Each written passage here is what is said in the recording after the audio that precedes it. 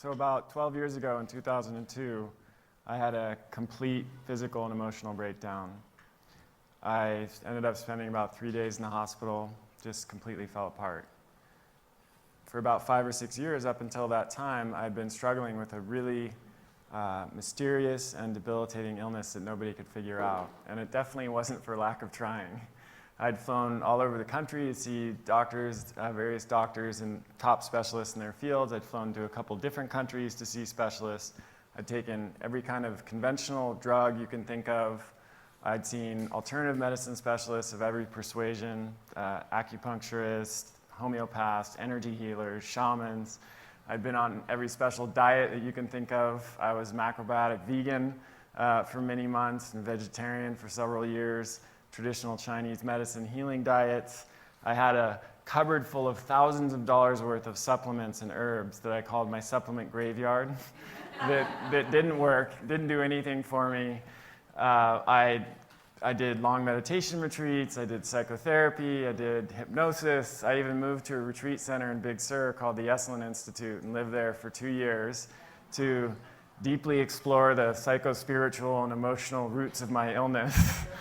And still, after all that time, at the end of that period, I was just getting sicker and sicker. And it got so bad that I couldn't work, couldn't support myself. I was broke. I had exhausted all my savings. My gut was completely wrecked. I couldn't eat anything without ending up curled in a ball in pain on the floor. I spent days in bed, not even able to get up or exercise or really even move around the house. And I was in my late 20s, so I was pretty scared. I didn't know what my future held or if I even had a future. And my primary relationship that I was in at that point fell apart. It was just a total disaster. And I reached a point where I just couldn't deal with it anymore, and I collapsed. So fast forward 12 years to today, I've not only recovered my own health, but I have a thriving private practice and online community helping other people to do the same. I have a wife and a daughter whom I adore, and a life that I absolutely love living. And I have the satisfaction of helping other people who are in the same situation as me get back to the life they want to live so they can live out their dreams as well. And there's no greater satisfaction. So what happened?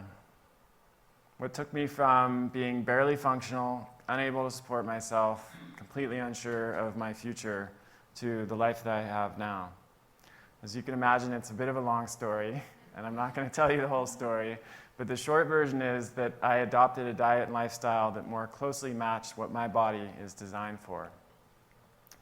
See, we've known for some time that most animals that live in zoos are less healthy and live shorter lifespans than their counterparts in the wild.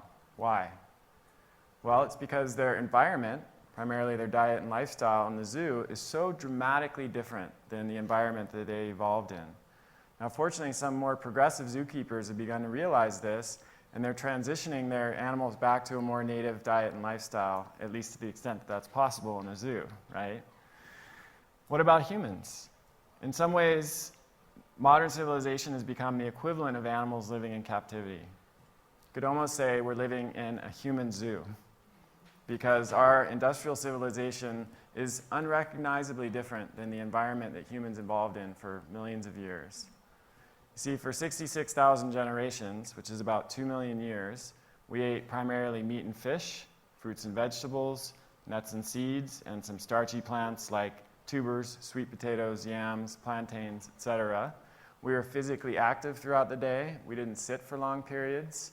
We lived in sync with the natural rhythms of light and dark, in direct contact with the natural world, and in close-knit tribal and social groups. For example, the Ache tribe of eastern Paraguay relied primarily on game that they hunted, seasonal plant foods, palm starch, honey, and insect larvae that they collected. They were very active. They walked for an average of 6 miles per day, with brief periods of more intense physical activity when they hunted.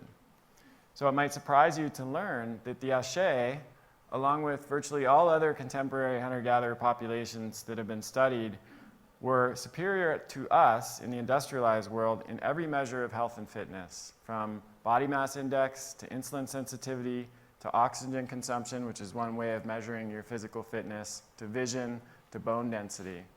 They were also lean and fit and pretty much free of chronic inflammatory disease, all the diseases that are killing us every year. No obesity, no diabetes, no autoimmune disease like multiple sclerosis and Hashimoto's, no allergies, no asthma, no cardiovascular disease.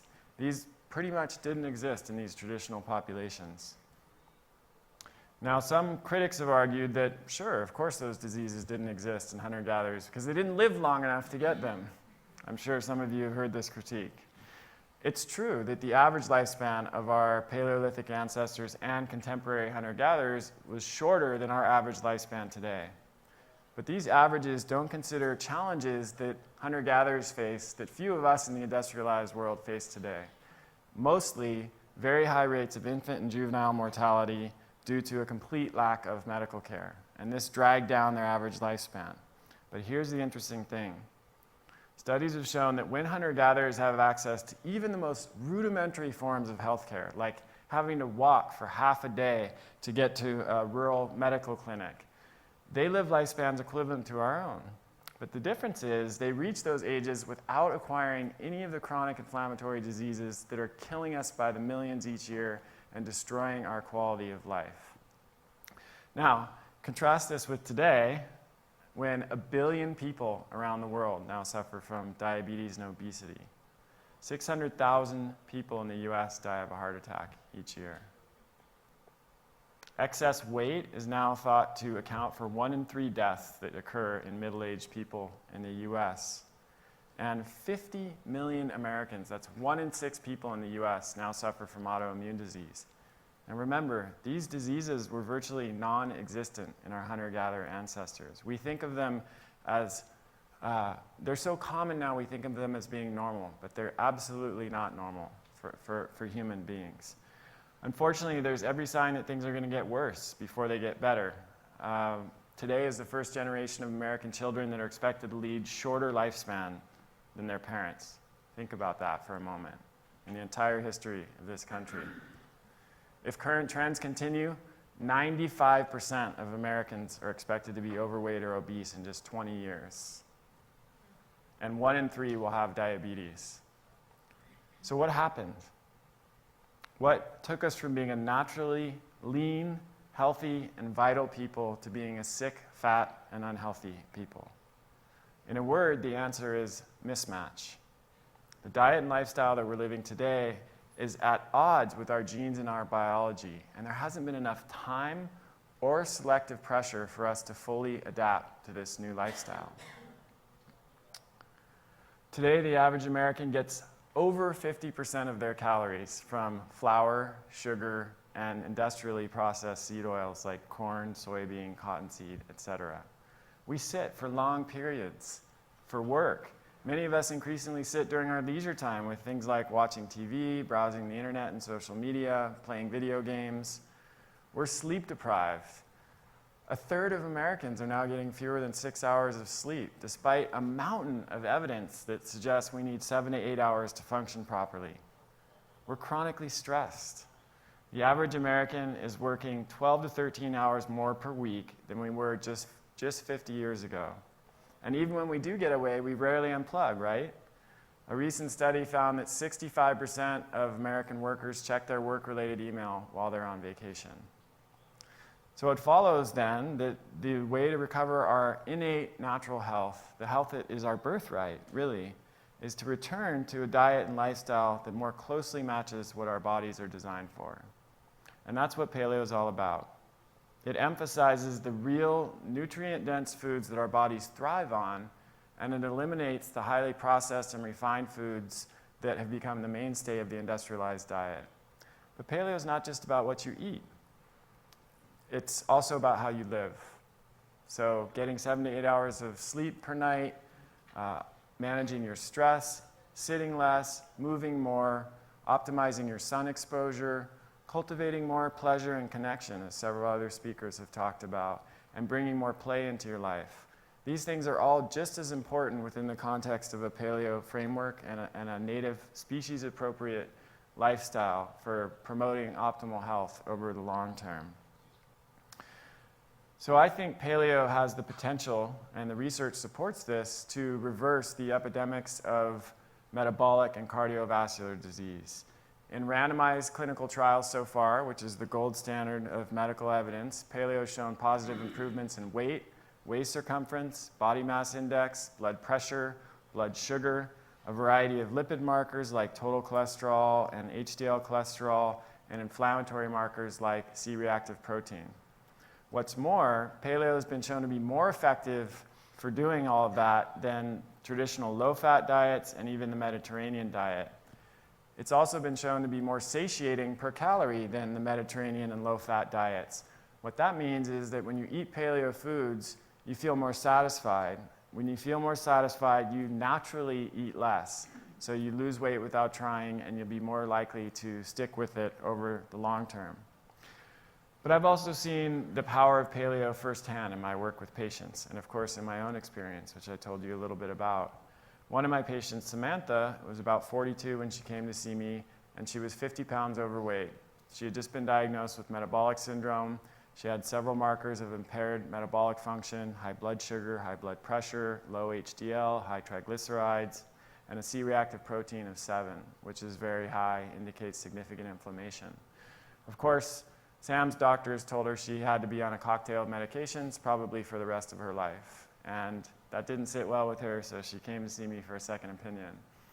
After just 3.5 months on a paleo-based diet and lifestyle, she had lost 46 pounds. All of her cardiovascular and metabolic markers had returned to normal, and she felt better than she ever could remember feeling in her life. And of course, she took none of the medications that the doctor prescribed. But paleo is not just effective for metabolic problems, cardiovascular problems. It's also effective for reversing other chronic inflammatory diseases. One of my patients, Ed, had a debilitating case of ulcerative colitis, which is an autoimmune condition that causes inflammation in the colon and the rectum, and often severe bloody diarrhea. Things were so bad for Ed that he couldn't go out to eat, he couldn't travel, he hadn't been away from his house, really, for 10 years. And he was facing surgery. He had tried every drug they could throw at it, immunosuppressive drugs, and the next step was basically to have his colon removed. So he was desperate, and he came to me. After just 6 weeks on a paleo-based diet, a modified paleo diet, he'd gone from having 12 to 13 bloody, watery bowel movements a day to 3 mostly formed stools. And within about 6 months, he felt like a normal person again. He took his first trip overseas that he hadn't done in over 2 decades. He was able to go out to eat with friends, and he really felt like he had his life back. Now, these stories are not the exception. They're the rule.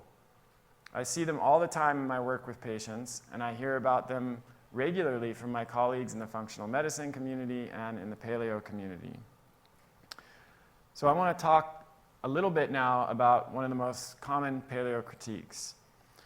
Some critics have argued that it doesn't make any sense to permanently remove foods that modern research suggests are healthy, like legumes or whole grains or even full-fat fermented dairy products, just because our ancestors didn't eat them. Now, it turns out I actually agree with this critique. It's true that our ancestors didn't eat dairy products, grains, legumes, nor did they eat dark chocolate. They didn't consume alcohol, they didn't drink green tea, they didn't drink coffee, they didn't use iPhones, they didn't fly on airplanes.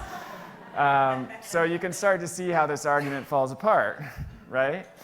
Our genes are largely the same as they were in the Paleolithic, but that doesn't mean evolution came to a full stop 10,000 years ago. In fact, researchers now know that the pace of genetic change is happening today at a rate 100 times faster than the average over 6 million years of hominid evolution, and as much as 10% of our genome shows evidence of recent selection.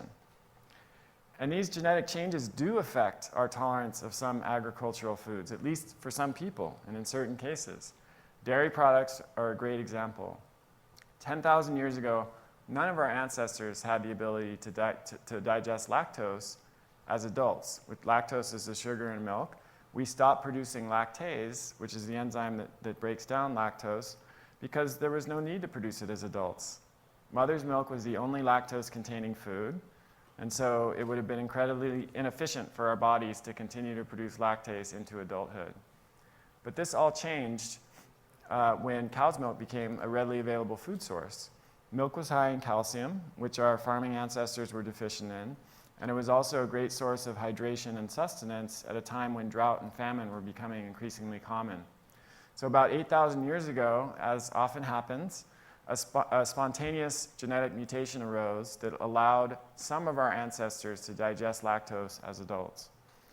And what happened is this mutation spread rapidly throughout farming populations because these particular ancestors who had this mutation had a survival advantage. In times of drought and famine, they were able to nourish themselves in a way that other people weren't. So as you might expect, these mutations did spread, and today 1/3 of the global population can digest lactose as adults. And that number is up to 95, 97% in some parts of the world that have a long history of raising dairy, like in Scandinavia.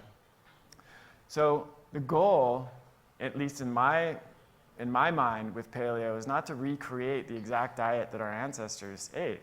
That's preposterous for a number of reasons. It's impossible to do. We don't know exactly what our ancestors ate, and it depends what ancestors you're talking about. They had different diets all over the world. The Inuit ate about 90% of their calories from fat because they lived in a really harsh Arctic environment, whereas the Tukasenta people in the Papua New Guinea highlands consume 97% of their calories from carbohydrate. They just eat sweet potatoes. And the other 3% is like the fat and protein in the insects on the sweet potatoes. And yet, what these two cultures shared in common is that they were lean and fit and completely free of inflammatory disease.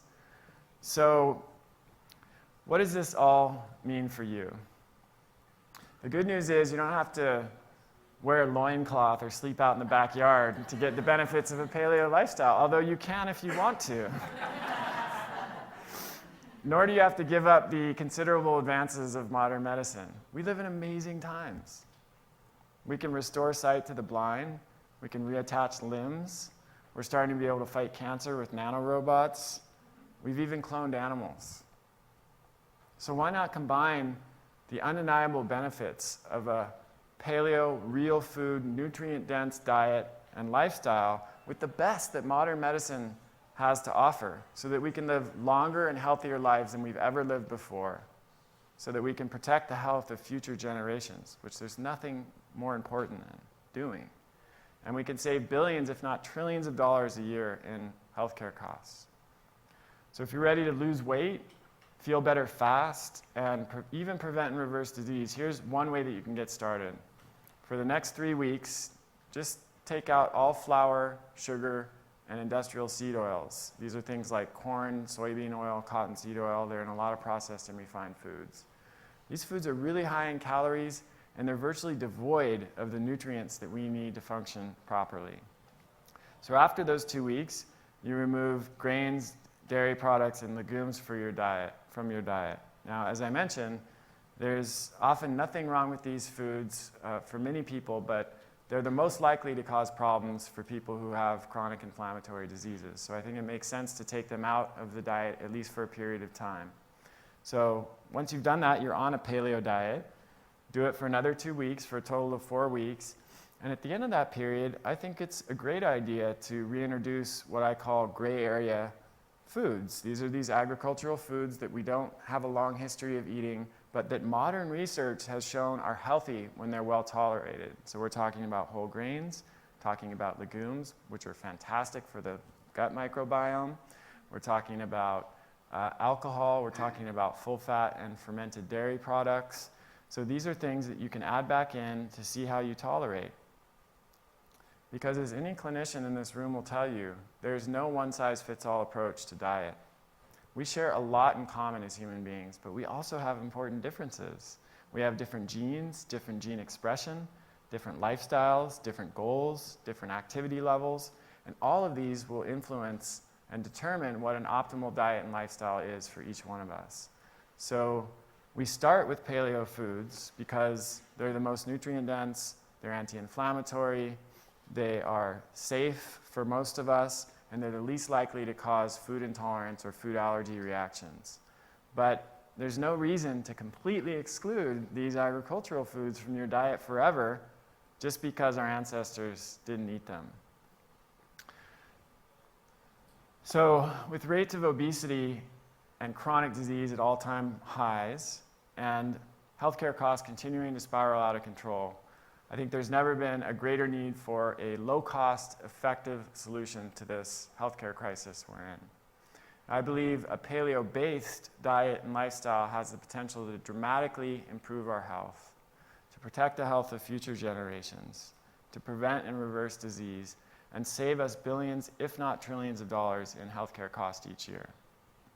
But you don't have to wait around for the mainstream authorities to see the light. You can be part of this change right now by taking charge of your own health. And if we all did that, the world would be a much healthier and wealthier place. Thanks for listening.